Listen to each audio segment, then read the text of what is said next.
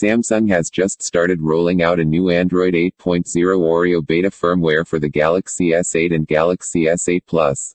Samsung is calling the latest release the second beta on our Indian unit of the S8 Plus, and we don't see the same update on our European variants, so it's possible the new beta isn't going to be released for beta testers from the first phase, at least not immediately. The software version of the latest beta is ZQLE, and like the last beta, this one also seems to be all about bug fixes.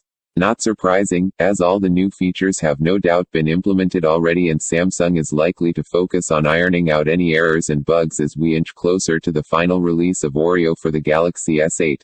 New Galaxy S8 and S8 Plus Android 8.0 Oreo beta rolling out. To see if the update is available on your Galaxy S8. If you're enrolled in the beta program, of course, go into the phone settings, tap Software Update, then tap the Download Updates Manually option. It's a 613 megabytes update, so make sure you're using a Wi-Fi connection before you begin the download. As always, since this is a beta release, be sure to back up important data before updating.